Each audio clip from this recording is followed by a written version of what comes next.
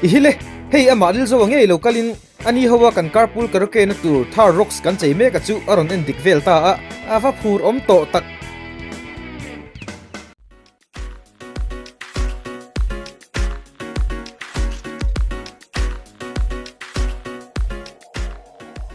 Mizo Car Bazaar YouTube channel clear tu te in Javain chibai levek kule hey tuntum video a chuan zo rap legend Lilzo wa chuan na tur Thar Roxx kan chei mek video ma sa chunzum na karon nei le dona kan video te meno hlut saka atoin ti in lo kham lo hle thena ni ti te comment section lama tangin kan lo hmuwa pathian zara lieu ni lenga kan boipui tham tur na kan lo nei ve zela customer min be seya melo pan tu te kan ti thon na rem si lo kan hun olrem changa muang changin he motor hi kanan khoi ve backpacka khoi laklo line nadanga pension dei te angai changa lo om le thin video shoot le edit alo ngai bok nen kan hunin adai lo ema wangin kan video te atoin clear tu te be seina kan phalo hle ani ti kan in ria in mi ngai damna le hria thiampuina kan dil hal ni se hei tuntum video a chuan video seizok de uron chop chu kan tuma he Lilzo wa chuan na tur Thar Roxx a hian engenge kan khoi bel thre turin kan video te atop thlengin mino thlir sak le ngei don nia ambient light Thar Roxx man tur lieu video ma sa ka ron ti lana kha hei a kong khara te kan fit me ka IAC event te po Mercedes G-Wagon ang thlapin aron omin aron eng thei vel don ani pillar post speaker le audition speaker te po kan fit zo to a woofer lam kan la boi pui le me ka sound ngai thlak chin na cha kom to na sa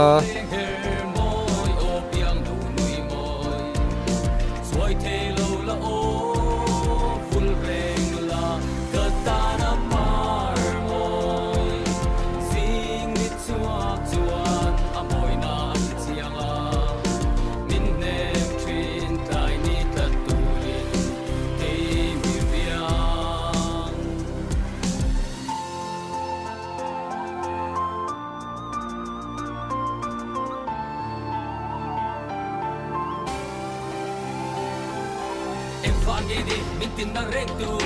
naklet sang ni oma ka pe sei le thin a tang kan chuana in ko ki chuana ka ban ti fuana min tham nuana o samte in ke min thengil ta ani mo ti chuan kan lo fit zota video ma sa kan lo ti lan to Thar Roxx man tu lieu switch chakha kan da hre anga a wiring ti boilo le modify lovin akal sangnal mai don ti na ania a himin a fel fai don hle ani in fiam na ani lo mangai na atok to ani e ka phongai na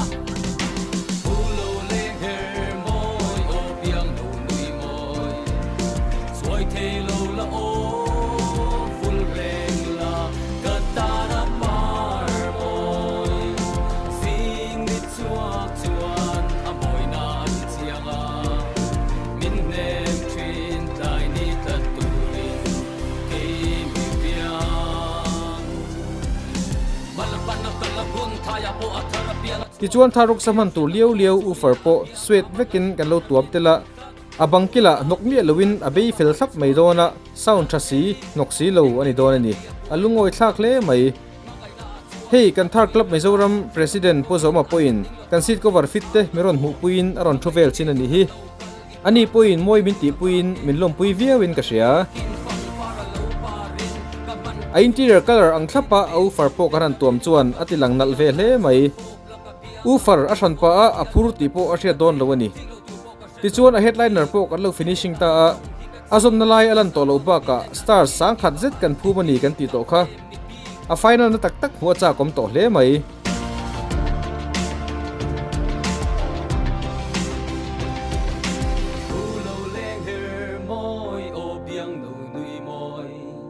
ti chuan asit lam hi hian dalut vele donila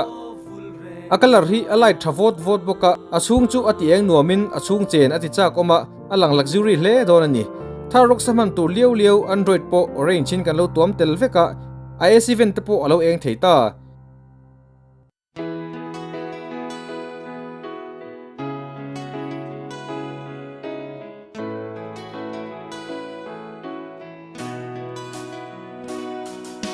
amak nge mai ona asin katuaran fan puya chin itantin hulle ni kapang asin dai kaila hei ama Lilzo po a Phur to khop mai achan chin triat du in nei apiang comment section na lo ziak lang ula kan carpool karaoke huna kalo zo sakang cheu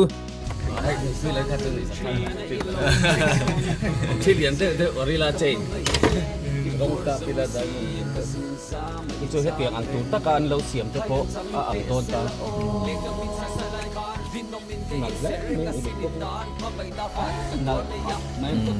kan carpool karaoke ter chu Phur time kan nau te pani singa nang bangai sang do me no pani kan hom man ta lo che mo chu Lilzo la chu kan thiam tu ve ka lo man tia chu kan shroi tel don ne kan sai tir ve kan ma carpool karaoke kan ti na kan lai me rap me male chan chu ama hi black and orange combination ni kan ka ti sia cho nang wa ka black lo full black tomai lo hai vele che bok sia ma so event hey what's then they like really ra ra sak khai video bia sung phun song ne khom ka lo tin nang le ta tu song ne khai hi lo hak khap don ne carpool karaoke cha kam to thế vậy chuan hey chete akung kha ru ta mo po lo ti ka chuan ni chu a ti thei lu kha combination hi so ta khan moi tham pha ti chu ti ba cái Phur to thế vậy con cái là tia tha kan han la tu ai ma chuan ni a ta jen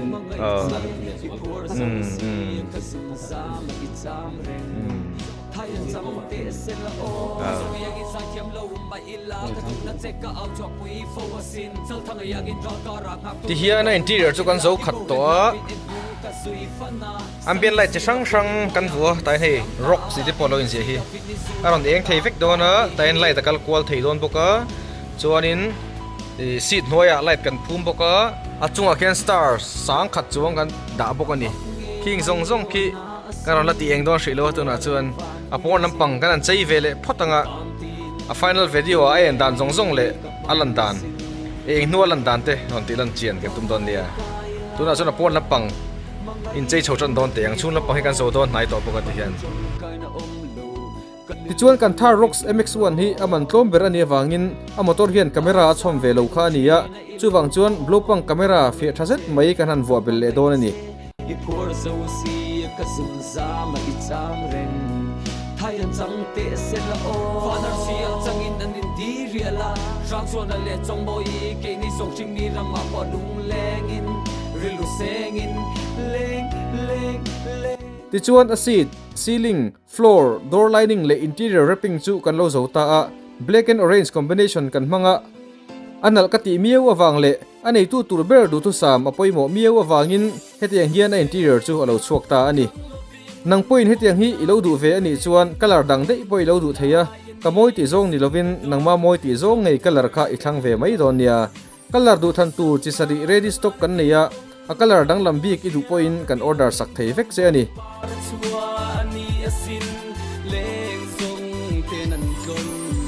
Thing so ko pani kan inkar so ti chak la an bang lo kan inkar bo ruak ti che tan tum kan hlim lai ka te kim chin het ti hian tuilong fon chap tak chu in ka in kan tai fam king tu rin kan ni big si lo ko vele apu man nei tu don thu an soi le tuat ngai kharo chu in tu na wa ni sel la hel na ni tin kan pel man bo ta ta di chap chung a soi in mi sai che ta wa ga ri lu na in ka trang bel kan tai ka chep kan om break to lo vak sel in zel lui lang tem chin le me in ka hu man chep chin ni ka kutum a ria ta ta ka du a ek tiek chen in ne ka mangai hi ka hum ni min lo ka mangai na thu thum nei kan ni lo lungai na pal kam in na kum akum nu pal lim min mangai ta ka om man ni kan tum oi te tam mangai ka ta ni king to ka ta ni om ka na nai chok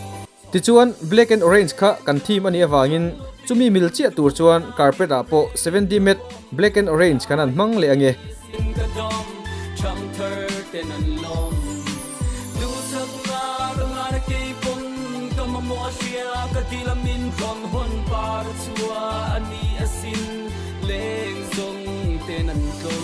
Lani jang bia thu min lang kan nial fit la truck kam manga yin til khata chang min ran nui sak rin nom na kan nei hi alom manga in a tiktak thiên te kia ngã chuan thu ruk soi a rem lo kan bir zak zak in chen tu ram min tu an di chuan kan thang zok nge yang chung te tui thar von chana ta na rin om kan ta kan in ven sak reng sia thin lung kong khar kum ma ve ka kan san chuang lo dok pang sia in ka in kong du nga kan kal an tu tu ta chuan min ron soi yang biang kan dim lai du dun lai bu thei mi lo ho hian mong ram ma kan in ti atla ka sa sin tran tlam ka kwa ta ta khan cha thang thu ta ra san la bin chong tin le ri ngai si ngai e ve ma sol hei po ka chiat ka tol fu le sol ban la hep ti hiam ni soi ta ula kho ve la am ma ngai pa nga lo kan la chen tu zelin la poite dam lai par di chiat walan di silo kan in gar tu le tu wa til theng tu zong mi shin thei nan ka ron do asin ka peng ka ton tu lan nu ni tu ring la som sei leng ki ka chang ka chua ka om lo ben chen leng dang khang lo bin tu om na tin reng in na bom tu lai ni sin ka dom chang thar ten an long du sang na na ke pom ka ma mo sia ka ti lam min ron hon par chua ani asin leng zong ten an tlom kan tuar mangai na sui khatin kan in phuar van ro pui na she turin na siam mi hring chung kom bem bara thailand ni to se I ming lungai lo turin ka shrila bula veng hin tu rin ka ding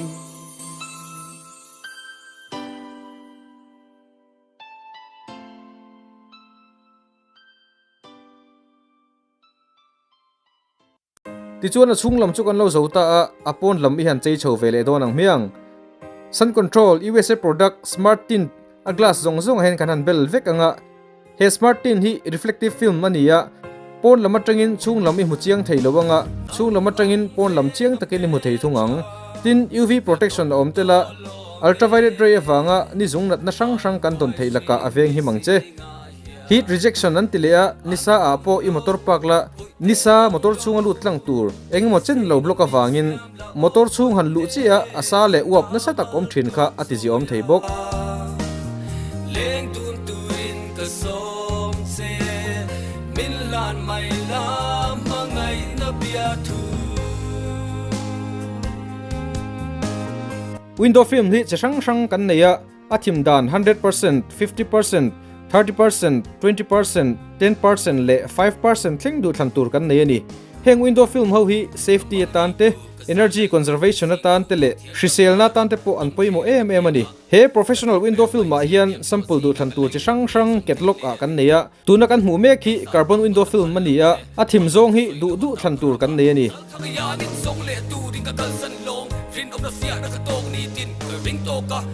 tin carbon film ba ka hian nano ceramic film kan nei vele boka heng ceramic film ho hi a quality a thain arang mo hlea an da ve mai lowani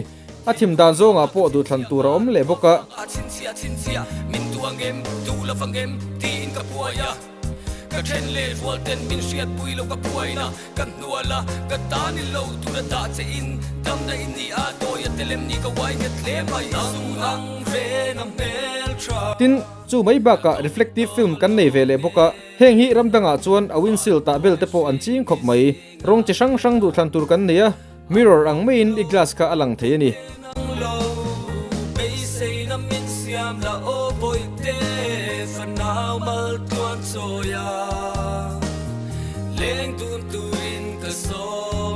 tin blaupang ka po athim dan chi sang sang du thlan tur kan nei boka UV protect dan te heat a reject dan te le a cha zong te heta hian a inziak vek ani du ka thlan to mai turani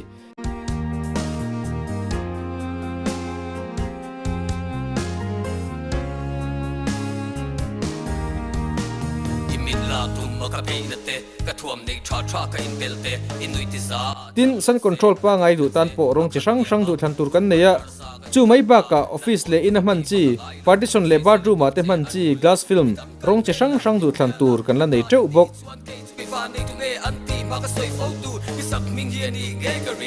nang ma fa nga in ti the chuak ang ti ma ngot tin ka in pe ifam ki ma in dei fe lo chu cha pau na nang ang re na mel tra ka tong to lo nge fan toy swing mi singa hian an om lo ti chuan USA product smart tin chu Thar Roxx a chuan I han bel don chinang miang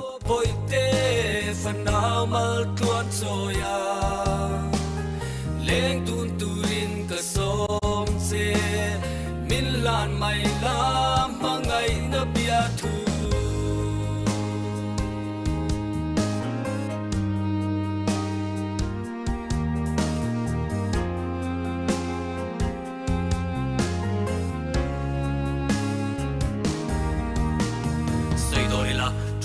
thiêm na song song nen phang na tai seng long mia ti lo man thei ngil lo mi tin reng in an ngai na che biak tang nel ka tu a i lai na te ka thang har ka thir phong phong a lin ta mu le ka cha kin nui mel moi kha min tu ve thui soi ma chuan kan ni shi tlalom i tan mi satlia paran thia sak tu che po tam tak a ru big lo a poi mo sok chu dong tu thin lung min shil ve la lung ru do lung ru nang ang re na mel tra ka tong to lo nge fan quai shing mi singa hian an om lo boi te nang lo be sei na min siam la o boi te fan now mal tuan choya leng tun turin ka som se min lan mai la mangai na bia thu tin blopang kut chuak privacy windscreen kan nei le boka aman hi kan tilang ve chin reng reng ange roll khati cheng sing kwa sang khat za somnga panga ban lai ani himale he windshield tabel chi san film hi privacy windscreen an tia achan chu pon lama tengin chung lama thima chung lama tengin pon lama fia hle thung si motor dang nen inin to in tunge ini emo tunge ibula thu ve ti an lo mu ve zel lo kha i du thu sam ani ve thowin karing chu mai alani lo heat resistant om tela nisa motor chunga lu thum hum tur alo te zi om thei uv ray laka ivun ala ven him sak cheu don bok che chu tiang chu karan bel le ange o lan no na se si ra nol mi la valdan kalo na don se vim rual in the wood kun tir che ka chak in nei sing dun kung a kan in thut asaka biro zapo she rual ve chan to in palatru ke pon na ru thovin me sial kalasu kos kulange ni in admit yes ka kan na kulange avahan hit kam and take a sit ka start te ani kha ve him ro o ke chu cha fa kun an ni ka bu te hun dar lo ri me cha du a boy reng reng din run lom ma har sa ngai zom nei thei lo ti me wa an thu zom an ni zel tho sa te le zir lai nan lom ka tu em a van ku tum tam ka dong ka bo san nei tum lo vin ni tin hian ka song i tan chuan em lai pon ka thil lung ka hong ka sha chan to de wan na la ti rong kong fal tum man o mang ti lau reng reng in ka phi anil lawang ti ka lau si akati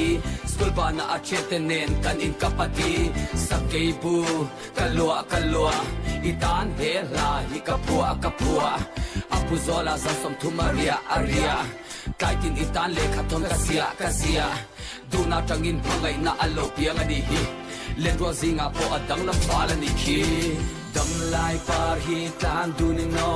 kop ten an indi en roso I chung ten len suan phal lavamo leng tang min chai san melo la duna tin reng ka ran no na che si ra nol me la val dang ka lu nga don che rim rual ni hun bun tir che ka chak in le zung bun ni ma hi alom pangeng ei tu masapel ka nga de ring na sin ma se min kalpel ke chowin kapel lo val dang pon ang hel Hello na like ka pulo e vange in sel ka ngak del ka van nei chuang ka ringa kan nei thei phone call ero ka kan in don khat lei an o man una win an in ngei o chan lo law in an ni na sa tak me ya ka pe school sol om me love school trul ka to na kal po ka pe ang ai si be cha chu a game khel min pui te vo in na na min chua pui te ka ngai te reng chen nen I va han re that nai wang la I kianga mang ralin tu han sa tu che kan nei sin tin nang lo chu pe sei dang kan nei lo ti chung zelin tu ngai no ngai kha tu rin ni ba ka ron ding bia thu la nang tu rin ke chu ka min kul kan chi na mu tu min no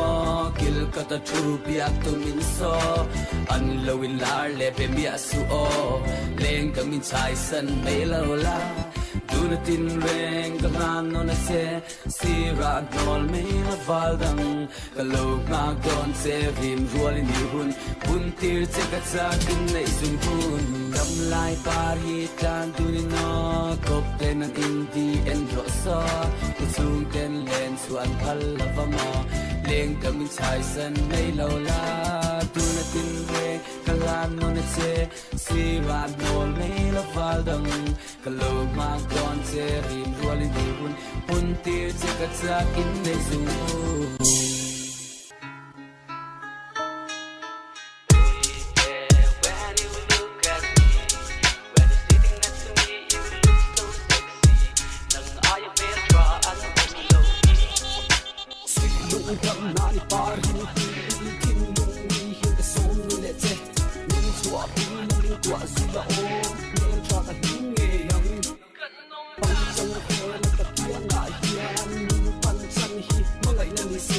ti chuan kan lo zo le ta a privacy windscreen kan lo nei le thei ta I han check chinang o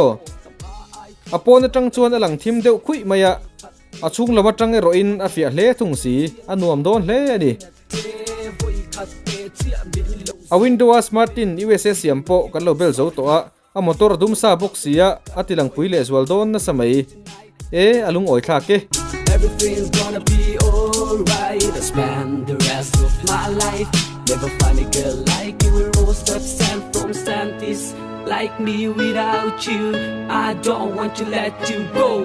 Ma lama fel, nang enge irin ruturu nei ru to ka van sa em. Ang lo la o kana ru o kakal na apiang na kala lu o tin lung pe ka. Ingil nei la te le sai tam na te.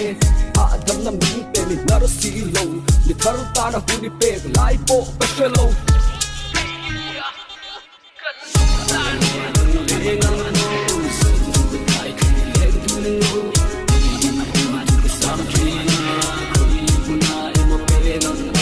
ti chuan achung lam kan pe fel thokat to boka apon lam kan thei ang I han upgrade vele don ang miang ama saberin taf do ku chuak thar Roxx man tu liao siam suspension upgrade kit hi I han vo don ila he suspension upgrade kit hi amale hnunga man tur ni in hei hian 2 inch chu 40mm velin a body a choi kang thei dona ground clearance ati thasot don tina ani stage kwa line itan na tur mun ne na in mil turin adjust thei ani don zuya ashoka hian form cell vek aron ni don bok chutianga suspension upgrade kit thazet mai taf do ku chuak chu kan Thar Roxx a hian kan han vo don chu ani sia ava phurom em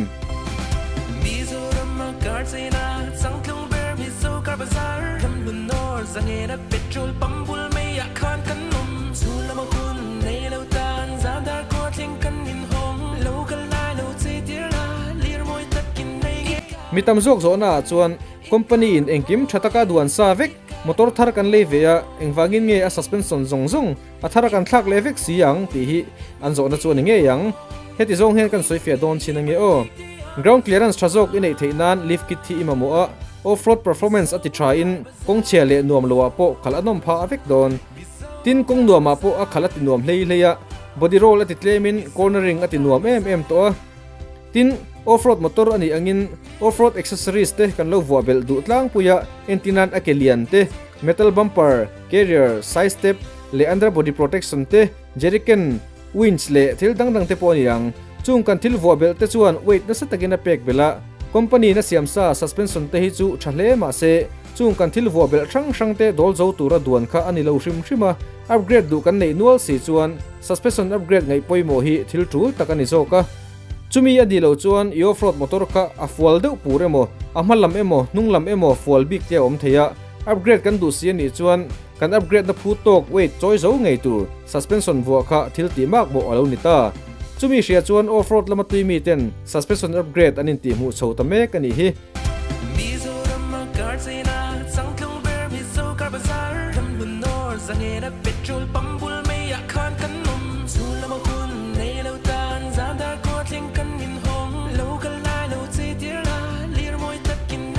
khati chin kha tuntum video chu han le phot mai se kan video te mu nom melo ti kan be se ya next video a chuan suspension upgrade kit kan vu nuwa alan dan te akhana santa ka wanga ain me tur aloi wheel vu angai tak dan te ron ti chua kan tum don nia in zavain mangtha mutui le vek kule Miso kar bazar